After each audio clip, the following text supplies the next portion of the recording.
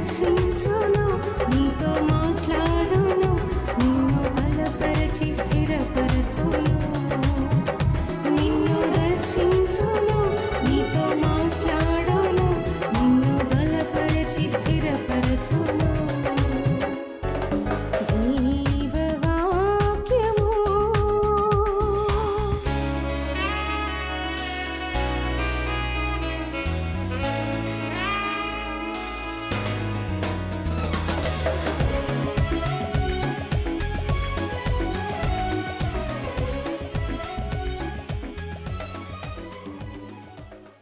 Praise the lord. ప్రభువైన యేసుక్రీస్తు వారి ప్రశస్తమైన నామంలో మీ అందరికీ శుభం తెలియచేస్తూ ఉన్నాను. జీవవాక్యం అనే చక్కని ఆధ్యాత్మిక కార్యక్రమానికి మిమ్మల్ని ప్రేమపూర్వకంగా ఆహ్వానిస్తూ ఉన్నాను. ఈ కార్యక్రమం మీ యొక్క జీవితాల్లో ఎంతో దీవెనకరంగా ప్రోత్సాహకరంగా ఉందని మేము నమ్ముతున్నాం. మీ అందరి కొరకు కూడా ప్రతి దినము మేము ప్రార్థన చేస్తున్నాం. ప్రేయర్ టవర్లో మీ కొరకు మీరిచ్చేటటువంటి ప్రేయర్ రిక్వెస్ట్ కొరకు ప్రతి దినము ప్రార్థన జరుగుతూ ఉన్నది. మన దేవుడు నమ్మదగిన దేవుడు. నిశ్చయముగా ఆయన ప్రార్థనకు ప్రతిఫలము దయచేసేటటువంటి దేవుడు. మనం ఏ విన్నపములైతే ఏ మనవులైతే దేవుని సన్నిధానానికి తీసుకుని వెళ్తూ ఉన్నామో వాటన్నిటికీ కూడా ఆయన జవాబిచ్చేటటువంటి మంచి దేవుడై ఉన్నాడు. Praise the lord. దేవునికి స్తోత్రం. ఈ రోజున మన యొక్క ధ్యానాంశము కనికర పూర్ణుడు. మన దేవుడు నిజముగా కనికరము కలిగినటువంటి దేవుడై ఉన్నాడు. ఆయన కనికరముతో కదిలేటటువంటి దేవుడు. తన ప్రజలను ఆయన నిత్యము కూడా ఆయన చూస్తూ ఉండేటటువంటి దేవుడు. పరిస్థితులన్నీ గమనించుకునేటటువంటి దేవుడు. ఆయన మన యొక్క జీవిత యాత్రలో మనం ఎదుర్కొంటున్నటువంటి ప్రతి పరిస్థితి కూడా ఎరిగినటువంటి దేవుడు. కాబట్టి ఆయన మన మీద మరి ప్రేమతో, జాలితో, కనికరముతో, దయతో ఆయన కదిలి అద్భుతమైనటువంటి కార్యాలను జరిగించేటటువంటి మంచి దేవుడు. కనికరము అని అనగా మనము జాలి అని చెప్పుకోవచ్చు, దయ అని చెప్పుకోవచ్చు, ఎంతో అద్భుతమైనటువంటి ప్రేమ అని కూడా మనము చెప్పుకోవచ్చు. కీర్తనల గ్రంథంలో 103వ కీర్తన 13వ వచనంలో చూస్తే, తండ్రి తన కుమారుల ఎడల జాలిపడినట్లు యెహోవా తన యందు భయభక్తులు గలవారి ఎడల జాలిపడును. మరి తండ్రి తన కుమారుని ఎడల ఏ విధంగా జాలి పడతాడో అదేవిధంగా పరలోకపు తండ్రి తన యందు భయభక్తులు గలవారి ఎడల ఆయన జాలి పడేటటువంటి దేవుడు. చూడండి, ఎప్పుడైతే జాలి కలుగుతుందో వెంటనే మరి ఒక కార్యము వారి కొరకు చేయాలనేటటువంటి మనసు వస్తుంది. మన పిల్లలు మరి కష్టపడుతూ ఉంటే, ప్రయాసపడుతూ ఉంటే మన అంతరంగంలో నుంచి ఆ ప్రేమ పుట్టుకొని వస్తుంది. మరి ఆ ప్రేమ కలిగినప్పుడు, ఆ దయ కలిగినప్పుడు వెంటనే మనం ఏం చేస్తామంటే వారికి ఏమి కావాలో అది మనము చేసి పెడతాం. వారి కొరకు ఏదైనా చేయటానికి మనం ఇష్టపడతాం. వారు మరి కన్నీరు కారుస్తూ ఉంటే గబగబా వెళ్ళి ఎందుకు వారు కన్నీరు వస్తుంది అని వాళ్ళ కన్నీరు తుడిచి వాళ్ళకి ఏం కావాలో అది మనము ఇవ్వటానికి ప్రయాసపడేటటువంటి తల్లిదండ్రులుగా మనం ఉంటాం. అదేవిధంగా పరలోకపు తండ్రి ప్రతి నిత్యము మనల్ని చూస్తున్నాడు. ఆయన కునుకని దేవుడు, నిద్రపోనటువంటి దేవుడు. ఆయన మన దేవుడు, ఆయన మన తండ్రి, మన నాయకుడు, మనను పోషించేటటువంటి దేవుడు, మన యొక్క వైద్యుడు, అన్ని సమస్తమైనటువంటి దేవుడై ఉన్నాడు. కాబట్టి ఆయన మన యొక్క జీవితంలో మనకి ఏ అవసరత ఉందో, ఏ అక్కర ఉందో, ఏ కష్టంలో ఉన్నామో, ఏ బాధలో ఉన్నామో, ఏ ఇరుకులో ఉన్నామో, ఏ ఇబ్బందిలో ఉన్నామో ఇవన్నీ కూడా గమనించుకుంటూ మనకు ఏదైనా చేయాలి అనేటటువంటి మరి ఆ యొక్క కనికరముతోటి ఆయన కదిలేటటువంటి దేవుడుగా ఉంటాడు. కాబట్టి ప్రియ సహోదరుడా, ప్రియ సహోదరి, ఈ సమయంలో దేవుడు నీతో మాట్లాడుతున్నాడు. నీ యొక్క పరిస్థితులను గమనిస్తున్నాడు. నీ పరిస్థితులన్నీ కూడా ఎరిగినటువంటి దేవుడు. కాబట్టి నీ యొక్క జీవితంలో ఆయన యొక్క కనికరము నీ మీదకి వస్తుందని నీవు నమ్మమని పరిశుద్ధాత్మ దేవుడు తెలియచేస్తున్నాడు. నువ్వు ఎలాంటి స్థితిలో ఉన్నావో దానిలో నుంచి బయటికి తీసుకుని రావడానికి ఆయన కనికరముతో కదులుచున్నటువంటి దేవుడని నీవు నేను తెలుసుకోవాలని మరి ఆయన ఇష్టపడుతూ ఉన్నాడు. యెషయా గ్రంథము 30వ అధ్యాయం 18వ వచనంలో, కావున మీ యందు దయ చూపవలనని యెహోవా ఆలస్యము చేయించున్నాడు, మిమ్మను కరుణింపవలనని ఆయన నిలవబడి ఉన్నాడు. యెహోవా న్యాయము తీర్చు దేవుడు, ఆయన నిమిత్తము కనిపెట్టుకుని వారందరూ ధన్యులు. Praise the lord. ఆయన నిమిత్తము కనిపెట్టుకుని వారందరూ ధన్యులు. మరి ఎంతో ప్రార్థన చేస్తూ ఉన్నాం, ఎంతో దేవుని యొక్క సన్నిధానంలో నువ్వు కనిపెట్టుకొని ఉన్నావు. కాబట్టి నీవు ధన్యుడవు. ఎందుకంటే ఆయన కొరకు కనిపెట్టుకుని వారిలో మరి ఎవ్వరు కూడా మరి సిగ్గుపరచబడరు. ఆ దేవుడు వారిని చూస్తున్నాడు. ఎవరు వారు మరి దేవుని యొక్క సన్నిధానంలో నుండి ఆ కార్యముల కొరకు ఎవరు ఎదురు చూస్తున్నారో మరి వారందరినీ కూడా ఆయన గమనించుచున్నటువంటి దేవుడు. అయితే మీ యందు దయ చూపవలనని యెహోవా ఆలస్యము చేస్తున్నాడు, అంతేగాని మరి యొక్క కారణం ఏది కూడా కాదు.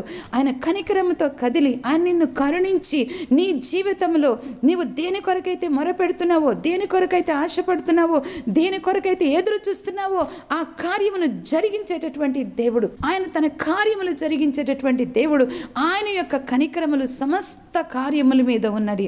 అవును, ఎందుకంటే ఆయన కనికర సంపన్నుడు, దయగలిగిన వాడు, జాలి కలిగినటువంటి దేవుడు కనుక ఆయన యొక్క కనికరము సమస్త కార్యముల మీద ఉన్నది. కీర్తనల గ్రంథం 145వ కీర్తన 9వ వచనంలో చూస్తే ఈ మాట క్లియర్గా అక్కడ వ్రాయబడి ఉన్నది. కాబట్టి ఆయన కరుణించటానికి, కరుణించి మన పక్షమున కార్యములు జరిగించటానికి ఆయన నిలవబడి ఉన్నాడు. Praise the lord. ఎంత సంతోషకరమైనటువంటి విషయం. ఆయన మన కొరకు నిలవబడి ఉన్నాడు. ఈ రోజు నువ్వు కృంగిపోవద్దు, నీవు మరి ఆ విశ్వాసంలో నుండి నువ్వు తొలగిపోవద్దు. నీ మీద కరుణించేటటువంటి దేవుడు, కనికరము చూపే దేవుడు, కార్యము జరిగించేటటువంటి దేవుడు నీ పక్షమున నిలవబడి ఉన్నాడని నువ్వు విశ్వసించు అని పరిశుద్ధాత్మ దేవుడు మాట్లాడుతూ ఉన్నాడు. అంతేకాకుండా మరి మోషేతో మాట్లాడినటువంటి ఆ చక్కని మాటను కూడా దేవుడు మనకు జ్ఞాపకం చేస్తూ ఉన్నాడు. నిర్గమకాండం 33వ అధ్యాయం 19వ వచనంలో ఆయన నా మంచితనం అంతయు నీ ఎదుట కనపరిచెదను అని అంటున్నాడు. నా మంచితనం అంతయు నీ ఎదుట కనపరిచెదను. ఎంత కనికరము కలిగిన దేవుడు అండి, ఎంత బాధ్యత కలిగినటువంటి దేవుడు మన దేవుడు. కాబట్టి మరి ఆయన మనల్ని కరుణించేటటువంటి దేవుడు కనుక ఇంకా ఏమంటున్నాడంటే, నేను ఎవని యందు కనికరపడదనో వాని యందు కనికరపడదను అని ఈ మాట ఇక్కడ మనం చూస్తున్నాం. అవును, తన ప్రజలు నిత్యము ఆయన యొక్క సన్నిధానంలో, ఆయన యొక్క కృప కొరకు ఎదురు చూసేటటువంటి వారి యొక్క జీవితాల్లో ఆయన యందు భయభక్తులు కలిగి జీవిస్తూ, ఆయన మార్గాల్లో నడుస్తూ, నిరంతరము ప్రార్థన చేస్తూ, ఆయన యొక్క కార్యముల కొరకు ఎదురు చూసేటటువంటి వారి జీవితంలో మరి ఆయన కరుణించకుండా ఉండేటటువంటి దేవుడు కాదు. నిశ్చయముగా ఆయన కరుణించేటటువంటి దేవుడు. మరి ఆయన అద్భుతమైనటువంటి కార్యాలు జరిగించేటటువంటి దేవుడుగా ఉన్నాడు. కీర్తనల గ్రంథం 116వ కీర్తన 5వ వచనంలో చూస్తే యెహోవా దయాళుడు, నీతిమంతుడు, మరి మన దేవుడు వాత్సల్యత కలిగినటువంటి దేవుడు అని అక్కడ వ్రాయబడి ఉన్నది. ఆయన న్యాయవంతుడైన దేవుడు, దయాళుడైన దేవుడు, దయగలిగిన దేవుడు, మంచి దేవుడు, కరుణా వాత్సల్యత కలిగినటువంటి దేవుడై ఉన్నాడు. కాబట్టి ఈ యొక్క సమయంలో ఆయన మనను బలపరుస్తున్నాడు, ఆయన మనల్ని లేవనెత్తుతూ ఉన్నాడు.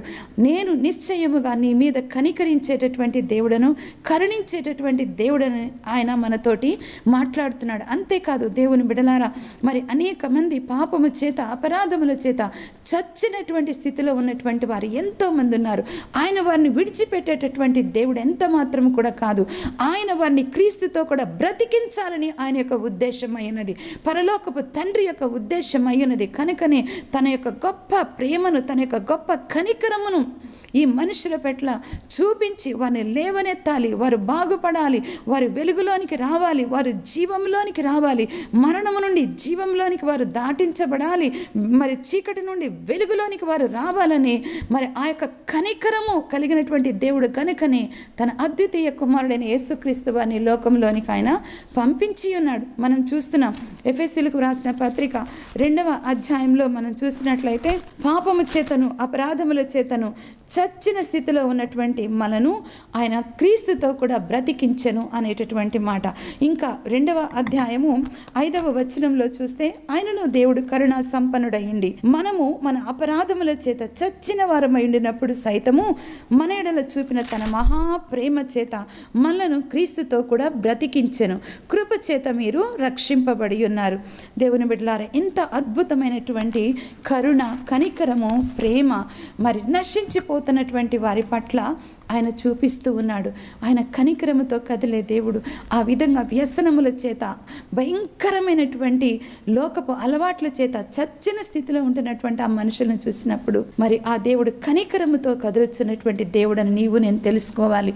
వాళ్ళ కొరకు మనం ప్రార్థన చేస్తున్నప్పుడు, అయ్యా ఇదిగో మా ఇంటిలో మరి మరి నా భర్తకు రక్షణ లేదు, లేకపోతే నా ఇంటిలో పిల్లలకు రక్షణ లేదు, ఈ విధమైనటువంటి పరిస్థితుల్లో పాపపు అలవాట్లలో వాళ్ళు పడి నశించిపోతున్నారని నువ్వు ప్రార్థన చేస్తూ ఉన్నట్లయితే నిజముగా దేవుడు నీ ప్రార్థన ఆలకించేటటువంటి దేవుడు. ఆ విధంగా తన యొక్క కనికరము కలిగినటువంటి కార్యము వారి జీవితంలో జరిగించేటటువంటి దేవుడని పరిశుద్ధాత్మ దేవుడు మాట్లాడుతున్నాడు. Praise the lord. దేవునికి స్తోత్రం. ఆయన కనికరము కలిగిన దేవుడు కనుక అద్భుతమైన కార్యాలు మన జీవితంలో ఆయన జరిగిస్తాడు. అంతేగాని మనల్ని దాటిపోయేటటువంటి దేవుడు కాదు. మనల్ని చూచినప్పుడు మన మీద జారిపడి మన మీద కనికరము చూపి తన అద్భుతమైన కార్యాన్ని ఆయన జరిగించేటటువంటి దేవుడుగా ఉన్నాడు. మనం క్రొత్త నిబంధన గ్రంథంలో కూడా మనం చూసినట్లయితే యేసుక్రీస్తు వారు శరీరధారిగా ఈ లోకంలో సంచరిస్తూ ఉన్నప్పుడు ఆయన మరి రోగగ్రస్తులైనటువంటి వారిని చూసినప్పుడు ఆయన కనికరముతో కదిలాడు. రోగుల్ని చూసి ఆయన దాటిపోలేదు. మరి బహుజన సమూహములు ఆయన దగ్గరికి వచ్చినప్పుడు ఆయన కనికరముతో కదిలాడు. చూడండి, మత్తయి సువార్త 14వ అధ్యాయం 14వ వచనంలో మనం చూసినట్లయితే ఆయన వచ్చి ఆ గొప్ప సమూహమును చూచి వారి మీద కనికరపడి ఆ యొక్క జన సమూహములు ఆయన వెంటాడుచూ ఉంటుండగా మరి ఆయన వారి దగ్గరికి వచ్చి అంతేకాకుండా వారిని చూచి మరి కనికరముతో కదిలాడు. అనేక మంది మరి ఆయనను వెంటాడుతూ ఉన్నారు. ఎందుకు అనంటే మరి ఆయన స్వస్థపరుస్తాడు అని, ఆయన దీవిస్తాడు అని, ఆయన దగ్గరికి వెళ్తే మనకు మేలు కలుగుతుందని బహుజన సమూహం ఆయన వెంటాడుతూ ఉన్నారు, వెంటబడి నడుస్తూ ఉన్నారు. అయితే దేవుని బిడ్డలారా, వారు వెంటబడి వస్తున్నారులే అని చెప్పి చూసి చూడకుండా ఆయన వెళ్ళిపోలేదు. ఆయన వారిని చూచి వారి మీద కనికరపడి వారిలో రోగగ్రస్తులైనటువంటి వారిని స్వస్థపరిచాడు. ఈ రోజున మరి నీవు రోగగ్రస్తురాలుగా ఉన్నావా? నీవు వ్యాధితో పీడింపబడుచున్నావా? నీవు వ్యాధి బాధలలో నీవు ఉన్నావా? ఆయన నిన్ను దాటి వెళ్ళే దేవుడు కాదు. ఆయన నీ మీద కనికరపడేటటువంటి దేవుడు అని పరిశుద్ధాత్మ దేవుడు జ్ఞాపకం చేస్తున్నాడు. ఎందుకు అంటే ఆ యేసు ప్రభువారు ఆయన నిశ్చయముగా మన రోగములను భరించెను. మన రోగాలన్నీ ఆయన తన శరీరంలో భరించాడండి. ఆయన పొందిన దెబ్బల ద్వారా మనకు స్వస్థత కలుగుచున్నది. ఆ రోజున కూడా రోగగ్రస్తులను చూచి ఆయన వారిని చూచి వారిని జాలితో కదిలి కనికరపడి వారిని స్వస్థపరిచాడు. ఈ రోజున కూడా కల్వరి సిలువలో మన కొరకు మరణించిన యేసయ్య, మరణించి తిరిగి లేచినటువంటి యేసయ్య, ఆయన మరణించి ఆ మరణములో లేడు. ఆయన మరణించి తిరిగి లేచినటువంటి శక్తివంతుడైనటువంటి దేవుడై ఉన్నాడు. కాబట్టి ఆయన పొందిన దెబ్బల ద్వారా మనకు స్వస్థత కలుగుచున్నది. ఆయన కనికరపడుతున్నాడు. ఆయన గాయాలలో నుండి మనకు స్వస్థత వస్తూ ఉన్నది. నువ్వు విశ్వసించినట్లయితే ఆయన అద్భుతమైనటువంటి కార్యము, స్వస్థత కార్యము నీ జీవితంలో ఆయన జరిగించేటటువంటి దేవుడు. ఆయన కనికర సంపన్నుడు కనుక ఆయన కనికరముతో నిన్ను స్వస్థపరిచేటటువంటి దేవుడని నీవు విశ్వసించినట్లయితే ఆయన ఇచ్చేటటువంటి స్వస్థత నీ జీవితంలో నీవు పొందుకోగలవు. అదేవిధంగా మరి ఎన్నో రీతిలుగా ఎన్నో అవసరతలతో మరి ఈ యొక్క లోకంలో నువ్వు నీ యొక్క జీవిత యాత్ర కొనసాగింప చేస్తూ ఉంటావు. అందుకే దేవుడు నీతో మాట్లాడుతున్నాడు. అలనాడు దేవుడు మరి ఈ విధముగా ఆకలి కొని ఉన్నటువంటి ప్రజలను చూసినప్పుడు ఆయన కనికరముతో కదిలాడు. మనం చూసిన మత్తయి సువార్త 15వ అధ్యాయము 32వ వచనం మనం చూసినట్లయితే, అంతటా యేసు తన శిష్యులను పిలిచి, ఈ జనులు నేటికి 3 దినముల నుండి నా యొద్దనున్నారు, వారికి తిననేమీయో లేదు గనక వారి మీద కనికరపడుచున్నాను. Praise the lord. ఎంత చక్కని మాట చూడండి. మరి ఈ ప్రజలు, ఈ జనులు నేటికి 3 దినముల నుండి నా యొద్ద ఉన్నారు, అయితే వారికి తిననేమీ లేదు. ఈ మాటలు మీరు చూడండి. 3 దినముల నుండి ఈ జనులు నా యొద్ద ఉన్నారు అనేటటువంటిది దేవుడు ఆలోచిస్తున్నాడు. యేసు ప్రభువారు ఆలోచన చేస్తున్నారు. రెండవది, వారు తినటానికి ఏమి కూడా ఇక్కడ లేదు అనేటటువంటి విషయం కూడా ఆయన ఆలోచించి మరి వారి మీద నేను కనికరపడుచున్నాను, వారు మార్గములో మూర్ఛపోవుదురేమో అని వారిని ఉపవాసముతో పంపివేయుటకు నా మనస్సు లేదని వారితో చెప్పగా. ఈ చదువుకున్నటువంటి వాక్య భాగాల్లో మనం చూసినట్లయితే చాలా విషయాలు, ఎన్ని విషయాలు యేసు ప్రభువారు ఆలోచిస్తున్నారు. మరి ఆలోచిస్తూ ఆయన కనికర పడుతూ ఉన్నారు, ప్రేమతో కదులుతూ ఉన్నారు. ఆయన ఏమంటున్నారంటే, ఈ విధంగా పంపించటం నాకు ఇష్టం లేదు, దారిలో వాళ్ళు మూర్చిల్లిపోతారేమో. అంటే చూడండి, మన యొక్క శరీర పరిస్థితులన్నీ కూడా ఆయన ఎరిగినటువంటి దేవుడు. మనం ఆహారం లేకుండా ఉన్నామనుకోండి, ఆయన పిల్లలము, ఆయనకు నిరంతరం ప్రార్థన చేస్తున్నాం, మరి ఆయన సన్నిధానానికి మనం వచ్చాం. ఎన్ని దినాల నుంచి ఆయన సన్నిధానంలో మనం కనిపెట్టుకున్నాం. మన అవసరతల కొరకు, మన అక్కరల కొరకు ఎన్ని నెలల నుంచి మనము కనిపెట్టుకుని ఉన్నాం. ఎన్ని సంవత్సరముల నుంచి ఆయన సన్నిధానంలో మనం కనిపెట్టుకున్నాం. దేని కొరకు మనము కనిపెట్టుకుని ఉన్నాం. ఒకవేళ అది మనకు దొరకకపోయినట్లయితే మనము మూర్చిల్లిపోతామేమో, మనము పడిపోతామేమో, మనము చేతగాని వారం అవుతామేమో అని ఎన్ని విధాలుగా యేసు ప్రభు వారు ఆలోచన చేస్తున్నారు, కనికరపడుతున్నారు, కనికరముతో కదులుతున్నారు. దేవుని బిడ్డలారా, ఇక్కడైతే మరి వారికి ఆహారం లేకుండా ఉన్నారు.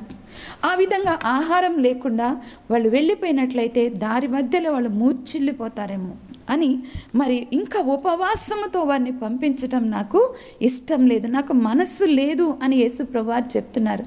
దేవుని బిడ్డలారా, ఈరోజు నన్ను ఆయన చూడట్లేదా?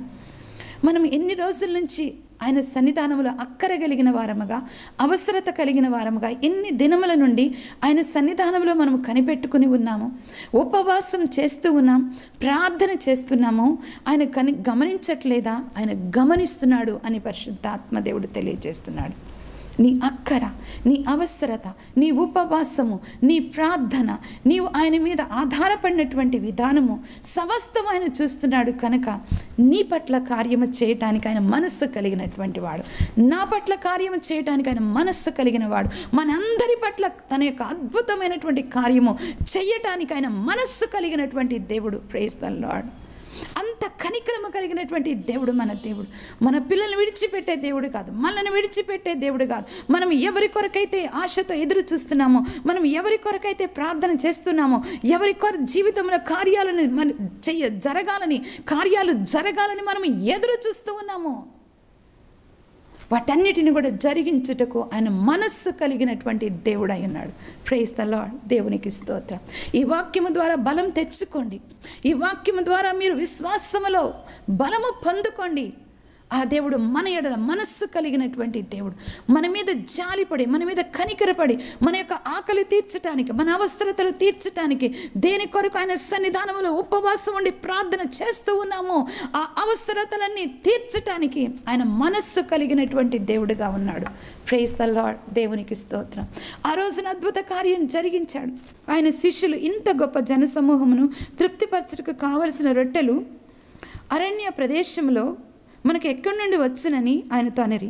యేసు, మీ వద్ద ఎన్ని రొట్టెలు ఉన్నవని వారిని అడగగా వారు 7 రొట్టెలను కొన్ని చిన్ని చేపలను ఉన్నవని చెప్పిరి. అప్పుడు ఆయన నేల మీద కూర్చుండుడని జన సమూహమునకు ఆజ్ఞాపించి ఆ 7 రొట్టెలను ఆ చేపలను పట్టుకొని కృతజ్ఞతాస్తుతులను చెల్లించి వాటిని విరిచి తన శిష్యులకు ఇచ్చెను.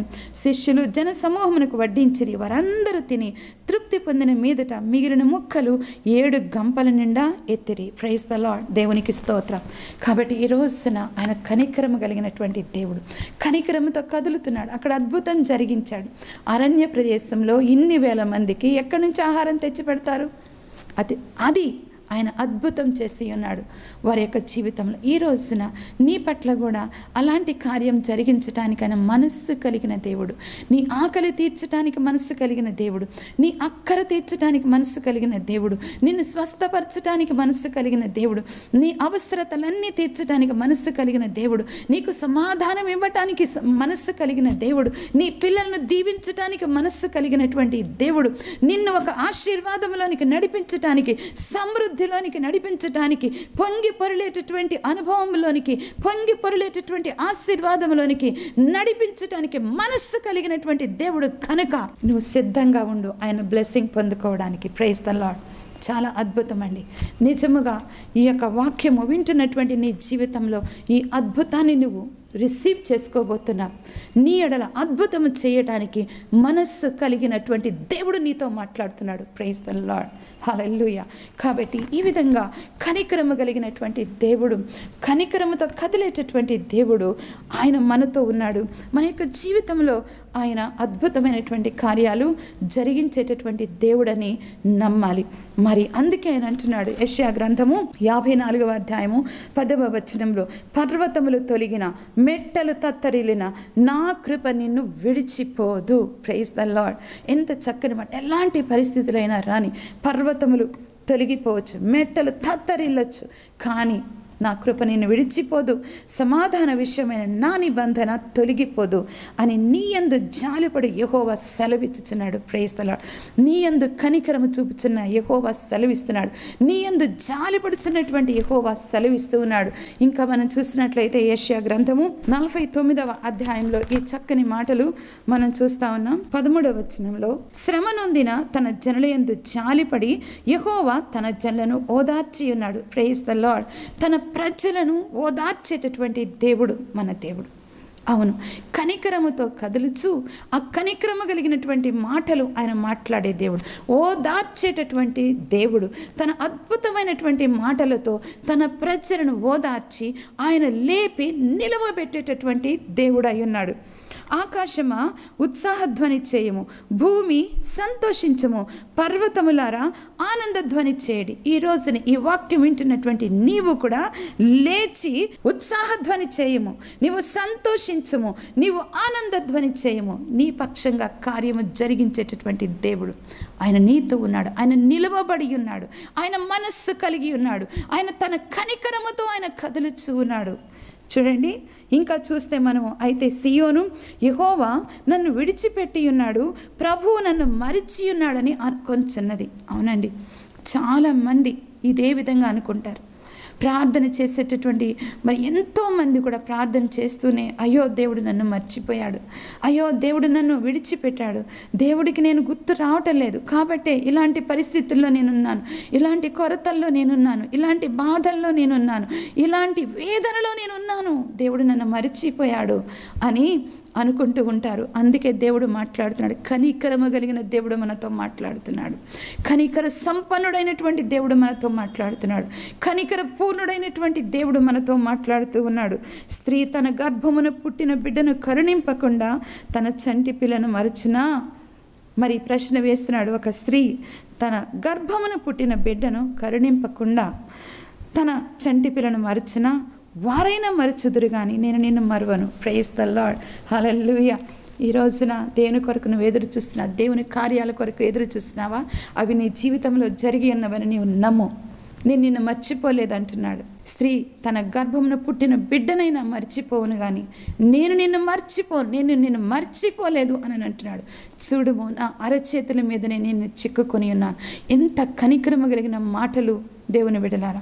ఎంత కనికరము, ఎంత కరుణ కలిగిన మాటలు, ఎంత జాలి కలిగిన మాటలు, ఎంత ప్రేమ కలిగిన మాటలు దేవుడు మనతో మాట్లాడుతున్నాడు. నిశ్చయముగా ఈ రోజున ఒక అద్భుతాన్ని నీ జీవితంలో నువ్వు చూడబోతున్నా. నీ జీవితంలో ఆ అద్భుతాలు జరగాలని, మరి నీ జీవితంలో చెయ్యాలని ఆయన మనస్సు కలిగినటువంటి దేవుడిగా ఉన్నాడు. కాబట్టి మన కొరకు ప్రభు అయిన యేసుక్రీస్తు వారు ఆ కల్వరి సిలువలో తను తాను అప్పగించుకుని మన కొరకు మరి తన ప్రాణమును అర్పించున్నాడు, మరణించాడు, మూడవ దినమున తిరిగి లేచి ఉన్నాడు. ఆయన ఈ దినమును కూడా మనను కరుణించేటటువంటి రక్షకుడిగా ఉన్నాడు, కరుణించేటటువంటి వైద్యుడిగా ఉన్నాడు, కరుణించి మన ప్రతి అక్కర అవసరత తీర్చేటటువంటి మరి సహాయకుడిగా మనకున్నాడు. ఆ దినమున మరి 5,000 మందికి పైగా ఆహారం పెట్టిన దేవుడు. అంతేకాకుండా మరి స్త్రీలు ఇంకా మరి పిల్లలు కాకుండానే ఆ విధంగా అంత సమృద్ధిని ఆ రోజున ఇచ్చినటువంటి దేవుడు, అంత గొప్ప అద్భుతం జరిగించినటువంటి దేవుడు ఈ రోజున మన మీద కూడా మరి ఆ కనికరము చూపుతూ కరుణిస్తూ అద్భుతమైన కార్యాన్ని జరిగించాలని ఆయన ఇష్టపడుతూ ఉన్నాడు. కాబట్టి ఈ యొక్క సమయంలో మరి దేవుడు మనందరితో మాట్లాడుతున్నాడు. నేను నిన్ను మర్చిపోలేదు. చూడు, మన అరచేతుల మీదనే నేను నిన్ను చెక్కుకొని ఉన్నాను. నువ్వు మర్చిపోయావని నువ్వు అనుకుంటున్నావు, కాబట్టి నేను నిన్ను మర్చిపోలేదు. కాబట్టి ఈ రోజున ఈ సమయమున నువ్వు విశ్వాసముతో దేవుని సన్నిధానంలో ఎదురు చూడు. అద్భుతమైనటువంటి కార్యాలను ఈ కనికర పూర్ణుడైనటువంటి యేసయ్య దగ్గర నుంచి నువ్వు పొందుకొనబోవచ్చు అన్నావని పరిశుద్ధాత్మ దేవుడు నీకు తెలియచేస్తున్నాడు. ఈ సమయంలో నేను మీ కొరకు ప్రార్థన చేస్తూ ఉంటుండగా ప్రార్థనలో ఏకీభవించండి. ప్రేమ నమ్మకం గల మా ప్రియ పరలోకపు తండ్రి, మంచి దేవానికి వందనాలు. ఈ శ్రేష్టమైన సమయం కొరకు వందనాలు. ఈ శ్రేష్టమైన మాటల కొరకు వందనాలు. నీవు కనికరమ కలిగిన దేవుడు అయినందుకు వందనాలు. ప్రేమ జాలి కలిగినటువంటి దయ కలిగిన దేవుడు అయినందుకు వందనాలు. మా పక్షమున కార్యములు జరిగించడానికి నువ్వు మనస్సు కలిగినందుకు నీకు వందనాలు. ఈ వాక్యం విన్నటువంటి ప్రతి ఒక్క బిడ్డ జీవితంలో ఒక అద్భుతం వాళ్ళు రిసీవ్ చేసుకోవాలి, విడుదల పొందుకోవాలి, స్వస్థత పొందుకోవాలి, గర్భఫలం పొందుకోవాలి. అంతేకాదు నాయన, ఎగ్జామ్స్ కొరకు పిల్లలు సిద్ధపడుతూ ఉన్నారు. పిల్లలకు తోడుగా ఉండండి, వాళ్ళకి జ్ఞానం ఇవ్వండి. అంతేకాదు ఈ భయంకరమైనటువంటి పరిస్థితులలో తండ్రి నా నాయన, ఈ కరోనా వైరస్ విజృంభిస్తున్న ఈ దినాలలో దయగల తండ్రి పిల్లలకు తోడుగా ఉండండి. వారికి ఎలాంటి రోగము అంటకుండా కాపాడండి. నీ కాపుదల భద్రత వారికి దయచేయండి.